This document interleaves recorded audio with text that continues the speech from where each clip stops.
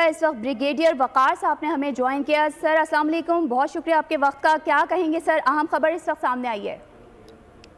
جی exactly, اس میں I think وہاں طالبان کو ریئلائز کرنا چاہیے کہ ابھی صرف پاکستان نہیں بلکہ انٹرنیشنل کمیونٹی اس پہ بات کر رہی ہے۔ انہوں نے قطر میں کمٹمنٹ کی تھی کہ جو ہے وہاں سے زمین کسی کے اگینسٹ نہیں استعمال ہوگی فار ٹیررزم۔ ابھی پاکستان میں دیکھ لیں، اس طرح ایران افغان بارڈر پہ بھی کچھ لڑائی ہوئی پچھلے مہینے، اور اس میں دہشت گرد تنظیمیں بھی شامل ہیں۔ اور ابھی جو رپورٹس آئی ہیں Russian C T S O سے، پھر اسی طریقے سے یو ایس ڈپلومیٹس ہیں، یورپین یونین ہے اور سینٹرل ایشین ریپبلکس ہیں، تو سب لوگ اس بات کو ہائی لائٹ کر رہے ہیں جی کہ ابھی القاعدہ کی پیٹرننگ شروع ہو گئی ہے، جبکہ ساری وار آن ٹیرر ہی القاعدہ کے اگینسٹ لڑی تھی، اور اس کے بعد جو ہے امریکن ایگزٹ ہوا اور پھر طالبان آئے ہیں۔ تو یہ آئی تھنک کمٹمنٹ سے انحراف ہے۔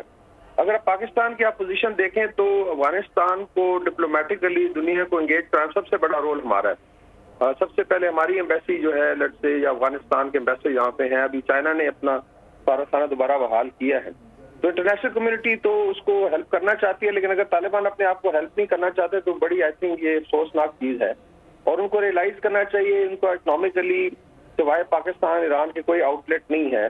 ان کا ہیومینیٹیرین اگر آپ دیکھیں یہاں پہ تقریباً 30 لاکھ افغان جو ہیں بہن بھائی ہمارے جو ہیں ان کے بچے یہاں پہ مقیم ہیں ریفیوجیز بن کے، اور اگر یہ اس طریقے سے چلتے رہیں گے تو I think with in Afghanistan بھی ڈیسٹیبلائزیشن ہوگی، اور پھر جو خطے کے ممالک ہیں ان کے اوپر اس کا نیگیٹو امپیکٹ آئے گا۔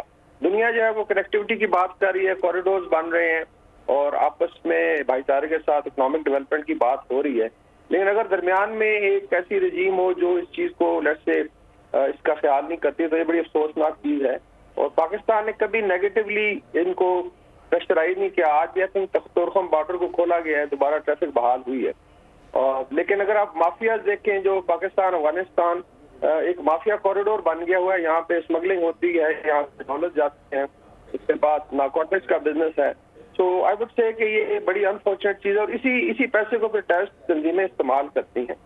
تو آئی تھنک انٹرنیشنل کمیونٹی کا بھی پریشر ہے اور پاکستان کو اس چیز کو ہائی لائٹ کرنا چاہیے اور ان کو سمجھانا چاہیے کہ یہ انف از انف، اور آپ اس جو انٹرپرائز کو ختم کریں اور they should become part of international community. دفاعی تجزیہ کار بریگیڈیئر وقار ہمارے ساتھ موجود تھے۔ سر بہت شکریہ آپ کے وقت کا۔ سبسکرائب کریں اور بیل دبائیں تاکہ کوئی خبر رہ نہ جائے۔